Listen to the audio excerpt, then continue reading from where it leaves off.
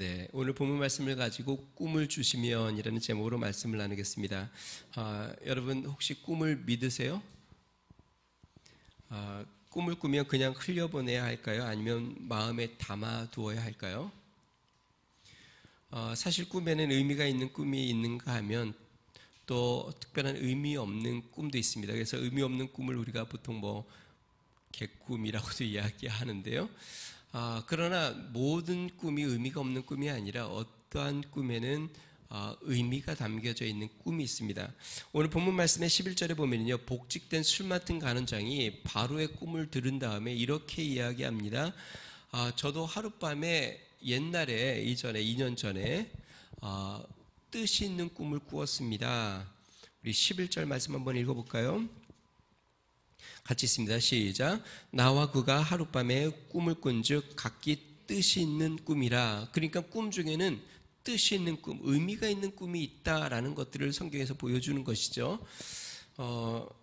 제가 이렇게 설교를 준비하면서 실제로 저도 주중에 꿈을 하나 꿨는데 그 꿈에 얼마나 기분이 좋은지 안 잊어버리려고 계속 되뇌기고 있는데 모르겠습니다. 그게 내가 정말 늘 마음에 간절해서 꿈을 꾸은 건지 하나님이 꿈을 주신 건지는 저는 잘 모르겠지만 꿈에 우리 교회에 새로운 사람들이 막 너도 데려오고 이분도 데려오고 저분도 데려오고 저분도 데려오고 청년들도 데려오고 하는데 막 교회에 새로운 꽉 찼어요. 그래가지고 제가 얼마나 흥분이 되고 좋았는지 그리고 꿈을 깼는데 그 꿈이 너무 좋아가지고 계속 마음에 품고 있습니다.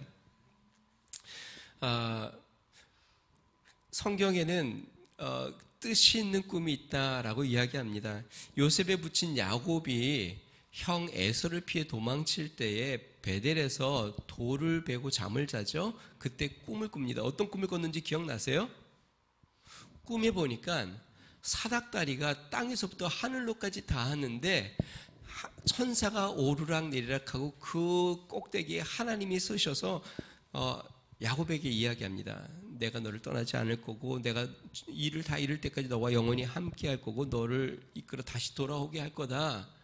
그때 야곱이 꿈에서 깨어서 어떻게 했냐면 베고 잤던 돌을 세워서 기름을 붓고 거기다 하나님 앞에 제사를 지내고 주님이 나를 말씀하신 것처럼 지켜주시고 먹을 양식을 주시고 입을 것을 주시고 돌아오게 하면 내가 주님을 나의 하나님으로 섬기고 10분의 1을 드리겠습니다 라고 언약했던, 실제로 야곱은 그의 인생의 삼촌 아반집에서의 어려운 시간들을 견디고 인내하고 하나님을 끝까지 붙잡을 수 있었던 것은 그 꿈이 아주 그의 인생을 지켜주는 큰 역할을 한 것이죠. 그의 아들 요셉, 우리가 지금 요셉을 보고 있는데요. 요셉은 더군다나 우리가 꿈의 사람이라고 이야기하죠. 우리가 몇 번 살펴보았지만 청년 때에 자신의 인생에 대한 두 번의 꿈을 꾸었습니다. 해와 달과 별들이 절하는 꿈, 그 다음에 이삭단들이 절하는 꿈을 꿨고, 그 다음에 감옥에서 술 맡은 간원장과 떡 맡은 간원장의 꿈을 해석해 주었고, 오늘 본문은 애굽의 바로 왕의 꿈을 해석해 주는 장면이 나옵니다. 제가 이거를 보면서 요셉의 꿈이 점점 영향력이 커져간다는 걸 봅니다. 첫 번째는 자신의 인생에 대한 꿈을 꿨고, 두 번째는 타인의 운명에 대한 꿈을 꾸었고, 오늘 애굽에 대한 바로왕의 꿈은 나라와 민족에 대한 운명을 결정짓는 꿈을 해석하는 장면이 나옵니다. 그러니까 그의 꿈의 영향력이 점점 커져가는 것을 보게 되죠. 자, 오늘 본문의 이 시기는 언제냐면 술 맡은 관원장이 복직되고 만 2년이 된 그때에 복직되어 요셉을 까마득하게 잊어버렸습니다. 요셉이 꿈을 해석하여 복직이 되었는데 요셉을 까마득하게 잊어버리고 있다가 만 2년 될 때에 바로왕, 자기가 섬기고 있는 바로왕이 꿈을 꾸는데 그 꿈으로 말미암아 요셉을 기억하는 장면입니다. 자, 바로왕이 오늘 쭉 내용 보면 이제 꿈의 내용입니다. 어떤 꿈을 꿨냐면 두 번에 걸쳐서 꿈을 꿉니다. 그리고 그 두 번의 꿈은 공통점이 있는데 처음에는 굉장히 좋고 화려한 것이 나오고 다음에는 흉하고 아주 볼품없는 것들이 나온다는 것이에요. 자, 첫 번째 꿈.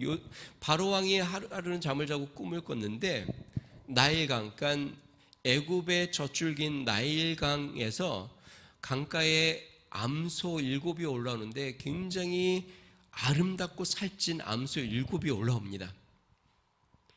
그런데 잠시 후에 이어서 아주 초췌하고 빼짝 마른 7 암소가 또 올라오더니 가만 보니까 이 아주 초췌한 그리고 마른 이 7 암소가 살찐 7 암소를 잡아먹습니다. 근데 보니까 잡아먹었는데 잡아먹고 나면 그 흉한 7 암소가 그래도 좀 어느 정도 토실해져야 되지 않습니까? 그런데 잡아먹었는데 먹은 것 같지 않게 계속 초췌한 모습을 계속 하고 있었어요.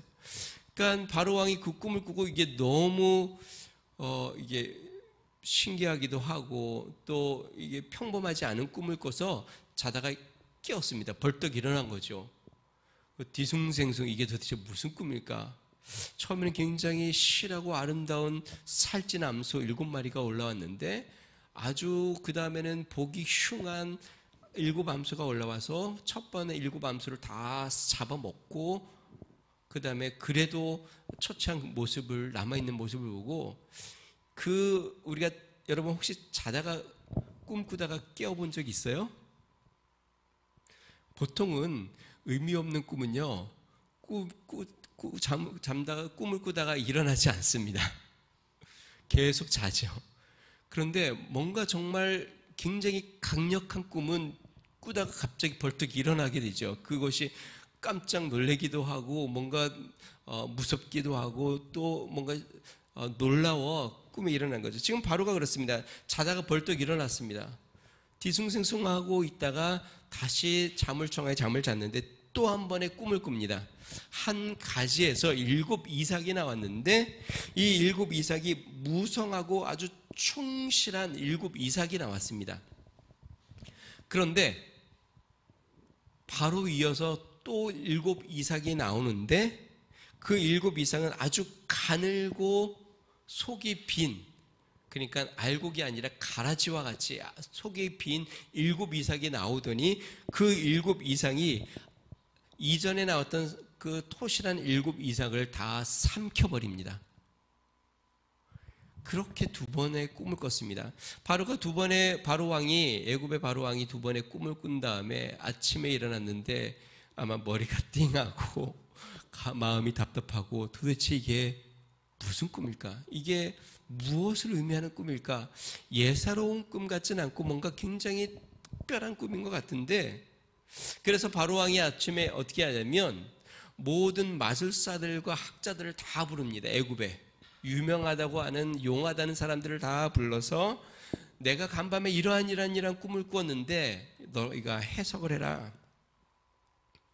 근데 그 누구도 이 바로 왕의 꿈이 뜻이 무엇인지 해석하는 사람이 없습니다.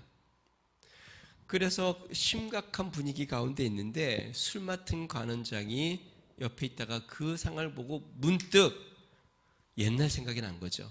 언제 2년 전에 감옥에 갇혔을 때 자신과 떡 굽는 관원장이 하룻밤에 같은 비슷한 꿈을 꾸었는데 그래서 아침에 일어나 이 꿈의 뜻이 무엇인지 번민하고 있을 때 자신들을 섬기는 히브리 종 요셉이 그 꿈을 나에게 얘기해 주세요.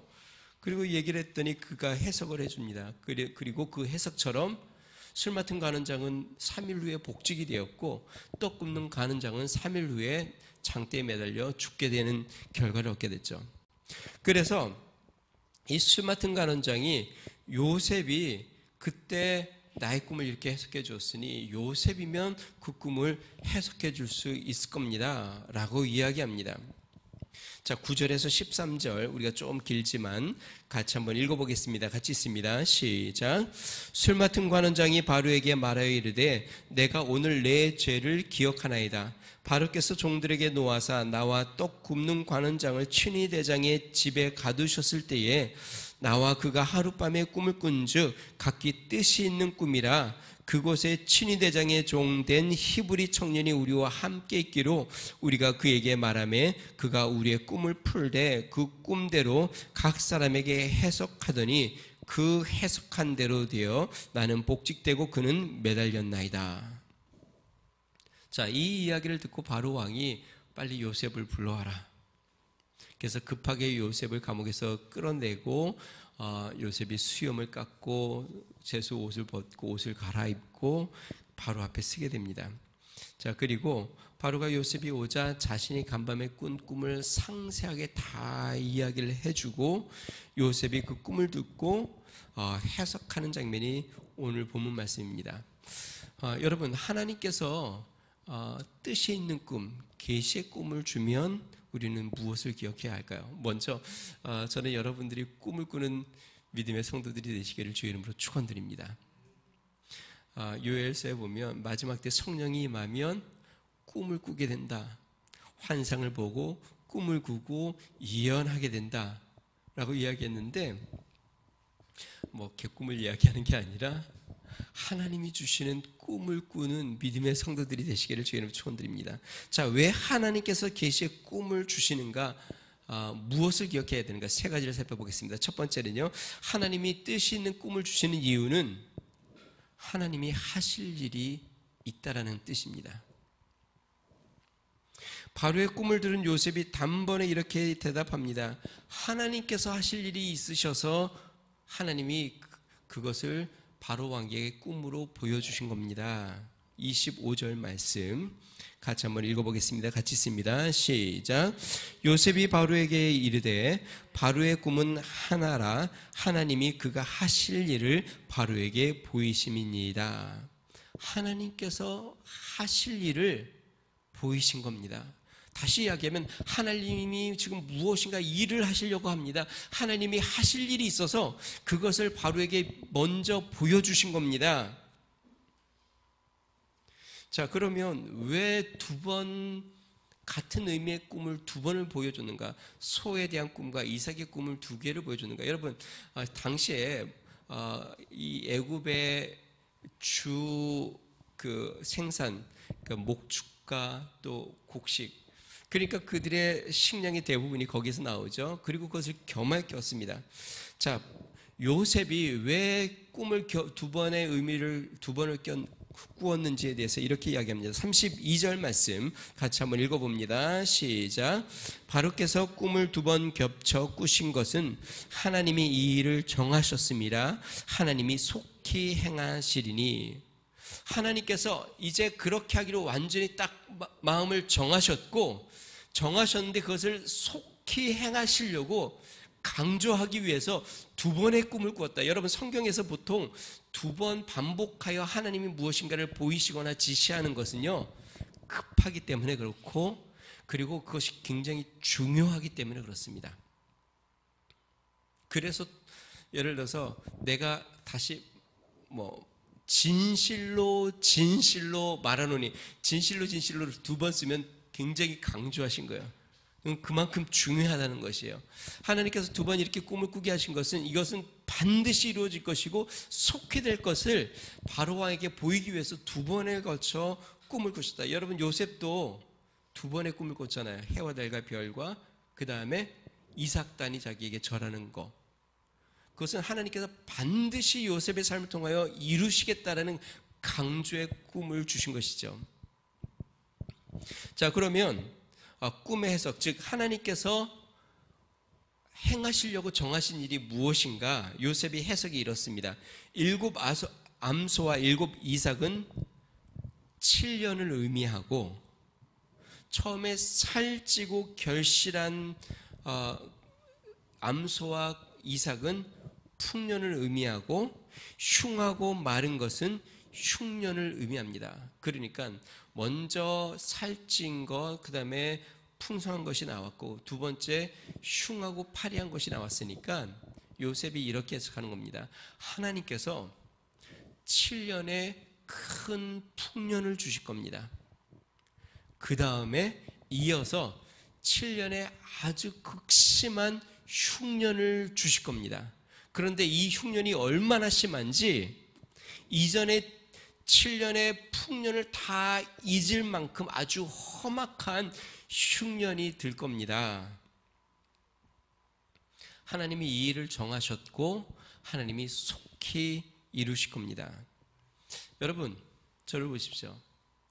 우리 하나님은 우리 인생 가운데 우리의 삶 주변에서 풍년을 계획하실 수도 있고 흉년을 계획하실 수도 있습니다. 우리가 인생을 살다 보면 굉장히 풍성한 해도 있잖아요. 우리의 사업이 막 잘 되고 모든 것이 풍성하고, 그런데 또 어떤 때는 아무리 힘써도 흉년이 찾아올 때도 있잖아요. 지금 애굽에 하나님이 그 일을 정하셨다는 것이에요. 앞으로 7년은 이전에 경험해보지 못했던 큰 풍년을 경험할 겁니다. 그리고 그 후로는 이전에 경험해보지 못한 큰 흉년을 경험할 건데 하나님이 이를 정하셨고 속히 하실 겁니다. 그렇기 때문에 하나님께서 이걸 지금 바로의 꿈을 통하여 강조해서 지금 보여주신 겁니다. 여러분, 하나님께서 계시적인 꿈을 우리에게 보여주신다면 그것은 하나님이 하실 일이 있다는 것을 미리 보여주시는 겁니다. 베드로가 기도하는 중에 비몽사몽 꿈을 꿉니다. 근데 이 꿈을 꾸는데 환상 중에 하늘에서 보자기가 내려오는데 그 안에 각종 짐승들이 담겨져 있어요. 근데 여러분 알다시피 이스라엘 유대인들은요, 짐승 중에 부정한 짐승과 그렇지 않은 짐승들이 구별되어 있습니다. 쪽이 갈라져 있거나 이러한 짐승들은 부정한 짐승들이에요. 그래서 그런 거 먹지 않았습니다. 그런데 각종 짐승들이 다 보자기에 쌓여 내려오는데 하늘에서 음성이 들립니다. 뭐라고 하냐면 잡아먹으라. 그때 베드로가 뭐라고 이야기합니까? 주님, 안 됩니다. 제가 여태까지 부정한 것은 입에도 대지 않았습니다. 그랬더니 하늘에서 또 한 번 음성이 나와요. 하나님이 깨끗하게 하신 것을 너가 부정하다고 이야기하지 말아라. 그거를 반복해서 3번을 합니다. 그리고 꿈에서 딱 깼는데 깨자마자 사람이 문 밖에 도착을 했어요. 그러면서 베드로를 찾습니다. 누구에게서부터 온 사람이냐면 이방 백부장인 고넬료의 집에서 사람을 보내어 당신을 초대하여 하나님이 말씀을 들으라고 합니다. 여러분, 당시의 유대인들이 이방인들과 상종을 하지 않았고 당시의 복음은 유대인들에게만 주어진 것이라고 생각했는데 부정하다고 생각한 그 이방인들의 가정에서 사람을 보내어 베드로를 총하여 말씀을 드리라고 합니다. 그 꿈은 무엇인가요? 하나님이 하실 일이 있어 베드로에게 꿈으로 미리 보여주신 거죠. 그래서 베드로가 그 꿈을 깨닫고 고넬료의 가정에 가서 복음을 전하고 그들이 성령을 받는 장면이 성경에 나와 최초의 이방인들에게 복음이 증거되는 꿈이 되었습니다. 사도 바울도 한 번은 꿈을 통하여 환상을 봅니다. 그가 선교여행을 다니면서 아시아에 머물며 복음을 전하려고 했는데 자꾸 길이 막힙니다. 그런데 환상 중에 마게도냐, 유럽의 마게도냐에서 사람들이 환상에 나타나 손짓을 합니다. 와서 우리를 도우라. 그걸 통해서 사도 바울이 하나님께서 유럽으로 나아가 복음을 전하라는 것을 깨닫고 유럽으로 나아가게 되죠. 결국 이 환상과 꿈을 통하여 아시아에 머물렀던 복음이 유럽으로 퍼져나가기 시작합니다. 다시 이야기하면 하나님께서 꿈을 통하여 환상을 통하여 하나님의 하실 일들을 그들에게 보이시고 행하셨다는 것입니다. 여러분, 하나님께서 계시적인 꿈을 주시는 이유는 하나님께서 우리에게 행하실 일들이 있음을 말씀하시고자 보이시고자 하시는 것이죠. 그래서 제가 말씀을 드렸습니다. 여러분, 하나님이 주시는 꿈을 꾸는 성도들이 되시기를 주님 축원드립니다. 여러분들의 가정과 여러분들이 행하시는 모든 일들, 또 우리 교회 가운데 하나님이 주시는 비전의 꿈, 계시의 꿈을 꾸는 믿음의 성도들이 되시기를 주님 축원드립니다. 하나님께서 지금 이 바로에게 주신 꿈은요, 크게 2가지의 일을 하실 겁니다. 첫 번째, 애국과 온 지역에 풍년과 흉년을 주어 나라의 운명을 결정질 일이 다가오고 있다는 것. 2번째, 이 일을 통하여 요셉을 회복시키고 애굽의 총리가 되게 하고 결국 애굽뿐만 아니라 주변의 나라들뿐만 아니라 이스라엘을 구원하고 그들의 구원의 역사와 구속사를 이루는 큰 길을 만드는 것, 그것이 바로 하나님이 이 꿈을 통하여 행하실 일이었습니다. 사랑하는 성도 여러분, 하나님께서 여러분들에게 또 우리의 삶 가운데 하나님의 계시의 꿈을 주어 하나님의 행하신 일들을 보이시고 또 우리는 그 뜻대로 기도하며 하나님이 행하실 일이 무엇인지를 깨달아 그에 순종하는 믿음의 성도들이 되시기를 주의 이름으로 축원드립니다. 자, 두 번째 우리가 기억해야 될 것은요, 성령에 감동된 삶을 살 때에 주님의 일을 감당할 수 있다는 것입니다. 하나님이 행하실 일을 보여주어도 성령에 감동되지 않으면 감당할 수 없는 것이에요. 요셉이 꿈을 해석하고 그것을 어떻게 준비해야 할지를 바로 왕에게 이야기하자 바로 왕과 그 모든 신하들이 그 해석과 대안을 좋게 여겼다. 다시 이야기하면 그 해석을 듣고 야, 그것이 맞다, 현명하다, 정확하다, 그렇게 생각했습니다. 그래서 바로가 요셉에 대해 이렇게 이야기합니다. 오늘 본문 그 다음인데요, 37절과 38절에 바로가 이렇게 이야기합니다. 바로가 그 모든 신하가 이 일을 좋게 여긴지라 바로가 그의 신하들에게 이르되 이와 같이 하나님의 영에 감동된 사람을 우리가 어찌 찾을 수 있으리요 하고. 요셉을 보니까 야, 요셉은 하나님의 영에 감동된 사람이다라는 것을 바로는 깨달은 것이죠. 앞부분에도 이야기했지만 사실 바로 왕은 자신의 꿈을 해석하기 위해서 모든 마술사와 애굽의 모든 마술사와 학자들을 총동원해서 내가 이런 꿈을 꿨는데 무슨 의미인지 해석하라 라고 이야기했는데 그 누구도 이 꿈을 해석하지 못했어요. 너무나도 당연합니다. 왜 그럴까요? 하나님이 하실 일이 있어 계시로 보여주신 꿈을 하나님이 해석해 주지 않으면 누구도 그 뜻을 알 수 없는 거죠. 자, 그러면 하나님의 계시의 꿈은 누가 해석할 수 있는가? 성령이 감동된 자만이 해석할 수 있습니다. 여러분, 놀랍지 않습니까? 수많은 학자들과 또 수많은 마술사들이 모여 끙끙대며 그 오랫동안 해석을 알지 못했던 것.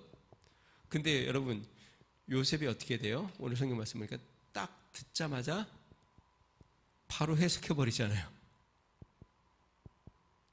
이 성령 충만한 자들에겐 능력이 있습니다. 지혜가 있습니다.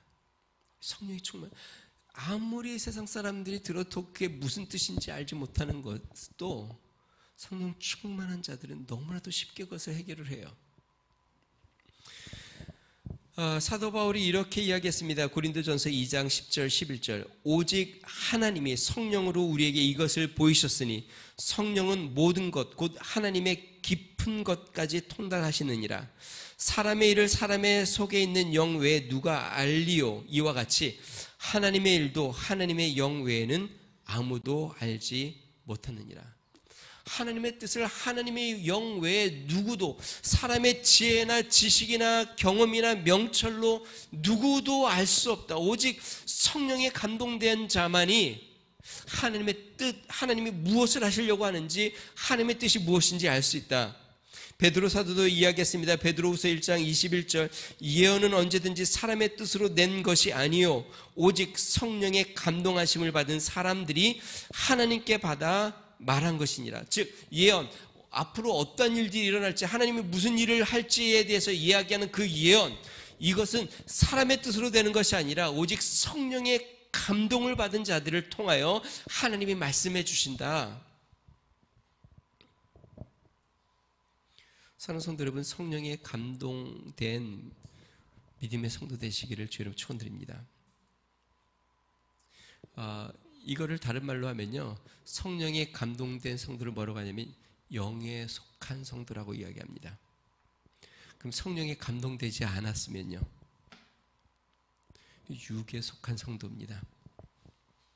그러니까 이성적인 판단과 내 경험과 내 지식으로 무엇인가를 해석하고 결정하고 행하는 삶, 그거는 육에 속한 그리스도인이고, 나의 삶의 모든 일들을 성령의 감동을 따라 해석하고 성령의 감동에 따라 결정하고 성령의 감동에 따라 무엇인가를 내가 행하며 나아간다면 성령에 속한 사람이에요.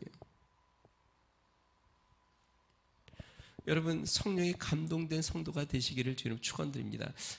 내가 지난 한 주를 이렇게 살펴보니까 단 한 번도 성령의 감동함이 없었어. 단 한 번도 내가 무언가 결정할 때 성령의 감동함을 경험해 본 적도 없고, 내가 누군가를 만났을 때 성령의 감동함도 없었고, 내가 일할 때 성령의 감동함도 없었고, 그냥 내 이성적인 판단과 나의 경험적인 결정과 나의 습관적인 행동으로 살아왔다면, 사랑하는 성도 여러분, 그러면 육에 속한 그리스도인입니다. 그러면 하나님의 일을 감당할 수가 없어요. 하나님이 그런 자를 쓰지 않습니다. 하나님은 성령이 감동된 자를 통하여 하나님의 뜻을 보이시고, 성령의 감동된 자를 통하여 하나님의 역사를 이루어 가십니다. 다윗이 성령에 감동된 자였고, 요셉도 성령에 감동된 자였고, 베드로와 제자들이 오순절 역사에 성령에 감동되었고, 바울도 성령에 감동되었고, 예수님도 성령의 감동에 따라 행하셨습니다. 제가 오늘 성경을 이렇게 보면서 참 놀라운 것은, 요셉이 애굽의 종으로 그리고 죄수로 거의 13년을 지냈잖아요. 그런데 13년 동안 성령에 감동한 삶을 계속 살고 있었다는 것이에요. 그걸 어떻게 알아요? 성령에 감동되어 두 관원장의 꿈을 듣자마자 해석하고, 성령에 감동이 되어 바로의 꿈을 듣자마자 바로 해석해버립니다. 그거는 한순간에 되는 게 아니에요. 그가 성령이 감동된 삶을 계속 살고 있었어요. 여러분, 평안할 때, 아니면 잘 나갈 때, 뭔가 충만할 때, 삶이 모든 것에 그냥 윤택할 때, 그때 지금 성령 충만했던 게 아니라, 요셉은 지금 형들에게서 팔려 종이 되었고, 또 오해를 사 감옥에 갇혔고, 사람들이 그를 잊어버렸고, 그렇게 고난의 연속과 깊은 터널에 긴 시간들을 보내고 있는데, 어쩌면 우리가 생각하기에는 정말 인생의 가장 어두운 시간, 고통스러운 시간을 보내고 있는데, 그런데 요셉은 성령에 감동된 삶을 계속 살고 있는 것입니다. 그래서 바로가 그를 보았을 때, 이렇게 성령에 감동된 사람, 하나님의 영에 감동된 사람을 어디서 찾을 수 있겠냐? 그러기에 하나님께서 이 요셉을 통하여 애굽의 총리가 되어 나라를 구하고 이스라엘을 구하는 역사를 이루게 하시는 것이죠. 사랑하는 성도 여러분, 고난의 터널 가운데 성령에 감동된 자가 되시기를 주님으로 축원드립니다. 이것을 다 통과하고 나면 그때는 내가 좀 성령 충만해야지. 어려운 시간이 다 지나고, 경제적인 어려움도 좀 다 지나고, 삶의 문제도 다 지나고, 고통스러운 시간이 다 지나면 그때는 내가 찬양할 수 있고, 그때는 내가 하나님 앞에 기도하는 시간을 더 많이 가질 수 있고, 그때는 내가 더 성령 충만하게 죄를 감당할 수 있지 않을까? 그렇지 않습니다.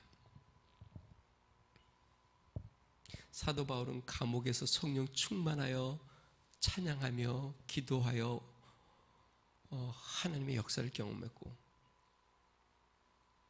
다니엘의 셋 친구는 풀무불 안에서 성령 충만하였고, 다니엘은 사자굴 속에서 성령 충만하여 주의 신이 그들과 함께하였고, 지금 요셉은 감옥 안에서 또 종으로 사는 그 긴 터널 안에서 성령에 감동된 삶을 살고 있었습니다. 그러기에 하나님께서 그를 높여 하나님의 역사를 이루고, 하나님께서 이 흉년에서 애굽과 온 지면을 구원하는 데 그를 사용하신 것이죠.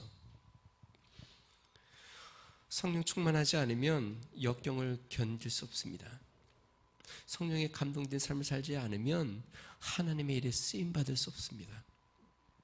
사랑하는 성도 여러분, 성령에 감동된 믿음의 성도들 되시기를 주로 축원드립니다.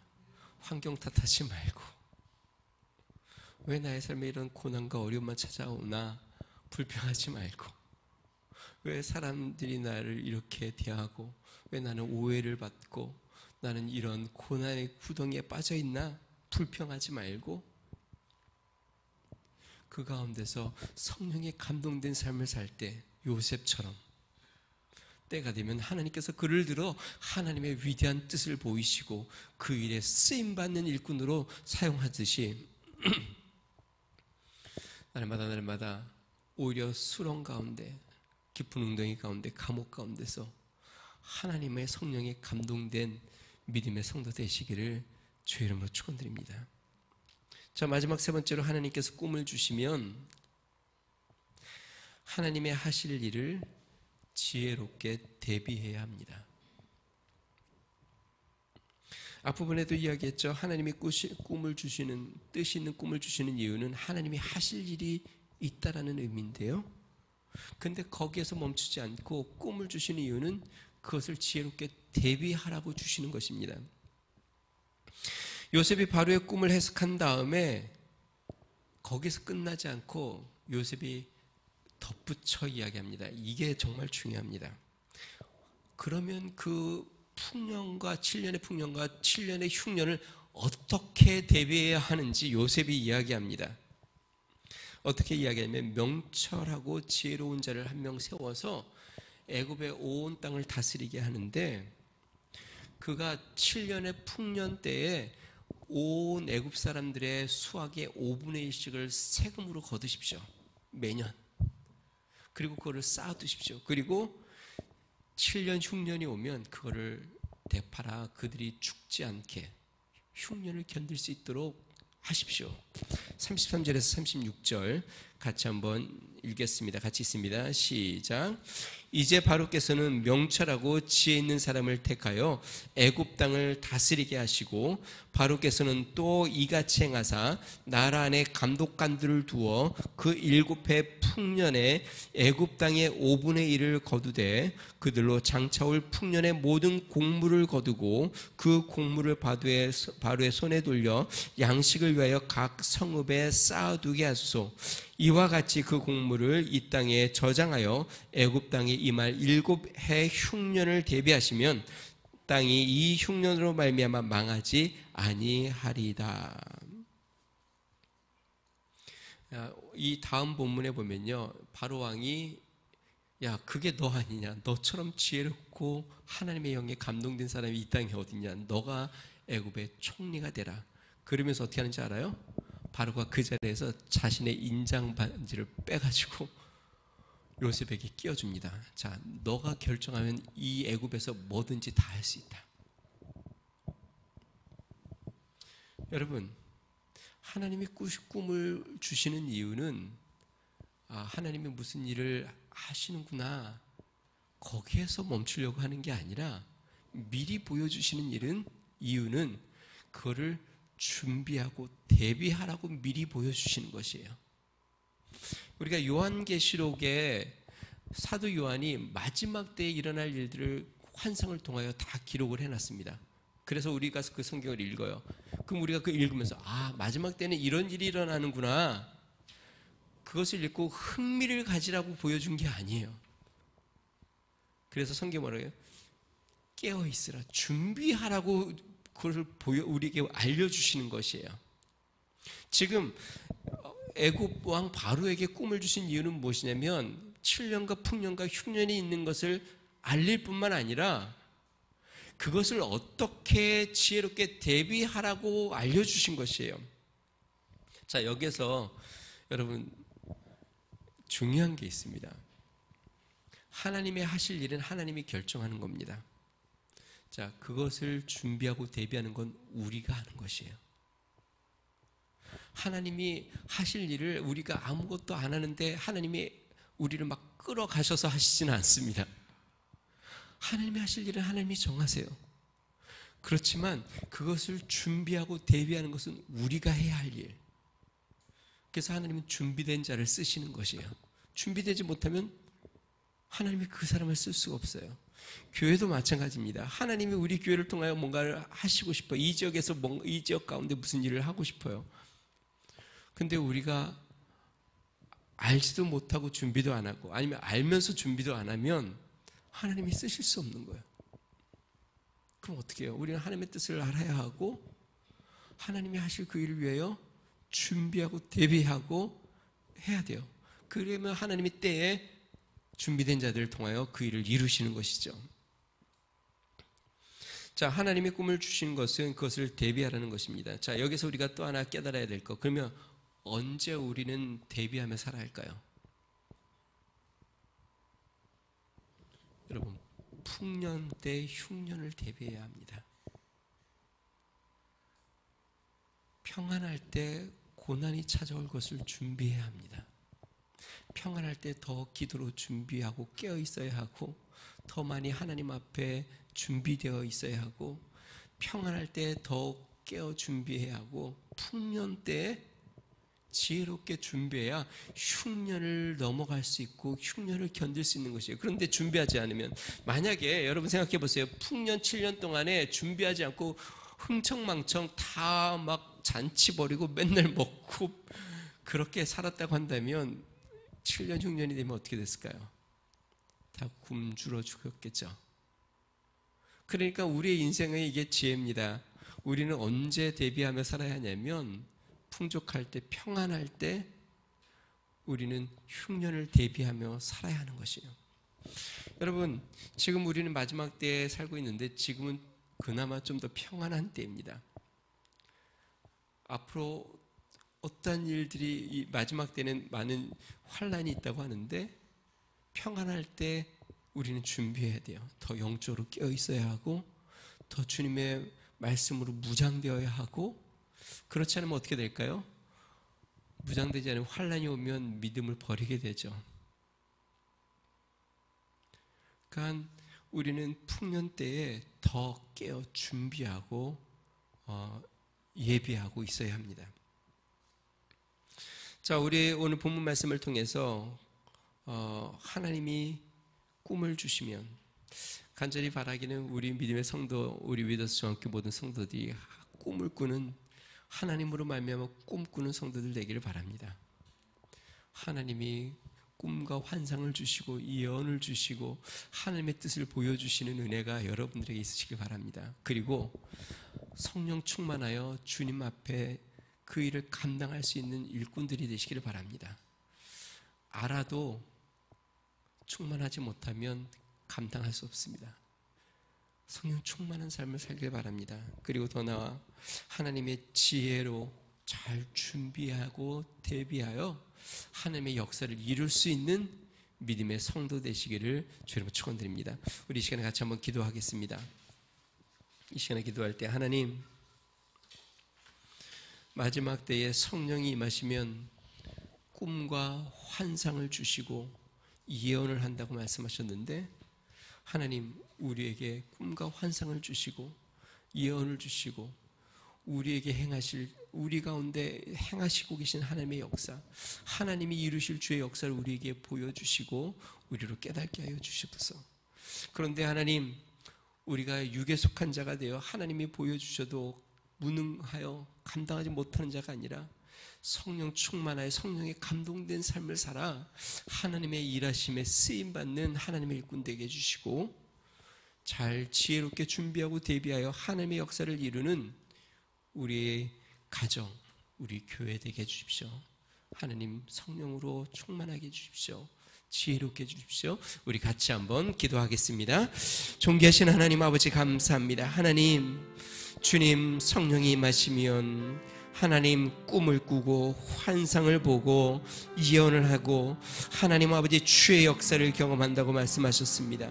하나님 주님 우리에게 하나님 주의 성령으로 말미암아 꿈꾸는 자 되게 하여 주시옵소서. 환상을 보게 하여 주시옵소서. 우리 하나님이 우리에게 이 마지막 때에 하나님 아버지 주님이 하나님 우리 주변에서 행하시고자 하는 주의 역사를 꿈꾸며 바라보는 자 되게 하여 주시옵소서. 하나님 아버지 주님 주님 앞에 꿈꿀 뿐만 아니라 성령에 감동된 자가 되어 하나님의 뜻을 분별하고 하나님 아버지 그 일을 감당하는 믿음의 사람들이 되게 하여 주시옵소서. 영적으로 잠들어 육에 속한 자 되지 않게 하여 주시고, 하나님 아버지 요셉이 깊은 감옥과 터널 속에서도 하나님의 성령이 감동한 자가 된 것처럼, 하나님 바울이 감옥 속에서도 성령의 감동함을 입고 베드로가 성령의 감동함을 입은 것처럼, 하나님 아버지 우리도 성령의 감동함 되어 성령의 이끌림을 받게 하여 주시고, 하나님의 뜻을 깨달을 뿐만 아니라 하나님의 일을 감당할 수 있는 아버지 믿음의 사람들이 되게 하여 주시고, 성령의 지혜로 준비하고 예비하고 대비하여 하나님의 일하심을 준비하는 믿음의 사람들이 되도록 주여 인도하여 주시옵소서. 능하신 하나님 아버지, 우리 교회 가운데에 하나님 아버지 주님의 계시를 보이사 하나님의 역사를 보여주시고, 하나님 아버지 우리가 행하여야 할 하나님 아버지 준비해야 될 주의 역사를 하나님 깨닫게 하여 주시고, 성령에 충만하여 준비하고 하나님 감당하고 하나님 아버지 준비하는 자들 되도록 도와주시옵소서. 우리의 가정마다 하나님 아버지 우리의 생활마다 우리의 있는 곳곳마다 성령의 역사를 하나님 경험하게 하여 주시고, 하나님 아버지 주님 앞에 끼어 주님의 일을 이루며 나아가는 믿음의 성도들, 믿음의 교회 가정들이 되도록 우리 하나님 도와주시고 인도하여 주시옵소서. 할렐루야. 능하신 하나님 아버지, 주님의 크고 놀라운 일들이 하나님 우리 가운데 행하여 주시고, 우리는 하나님의 역사를 바라보며 믿음으로 나아가도록 우리 하나님 도우시고 인도하여 주시옵소서. 하나님 주의 능력을 바라보며 나아갑니다. 주님을 기대합니다. 우리 하나님을 잠잠히 바라보고 주님 앞에 나아가오니 주의 성령으로 하나님 역사하여 주시고 인도하여 주시옵소서. 주님 감사합니다. 하나님 아버지 감사합니다. 이번 한 주를 살 때에 성령에 감동된 삶을 살도록 주여 역사하여 주시옵소서. 단지 이성적인 생각으로 결정과 판단과 나 자신의 생각으로 하나님 삶을 살지 아니하고, 성령이 우리 가운데 말씀하시고 성령이 감동을 주시고 성령이 인도하심을 따라 결정하고 행하고 믿음으로 나아가고 준비하며 나아가도록 주여 도와주시옵소서. 능하신 하나님 아버지, 우리 몸된 교회에 하나님 주님께서 교회를 통하여 하실 일들을 우리에게 보여주시고, 하나님 우리는 꿈을 꾸고 또 하나님 아버지 성령에 감동되어 주의 일을 감당하며 하나님 주의 일하심을 준비하고 대비하여 하나님의 역사를 이루는 믿음의 교회로 쓰임받도록 주여 역사하여 주시옵소서. 우리 하나님께서 앞서 행하시고 우리를 인도하여 주시옵소서.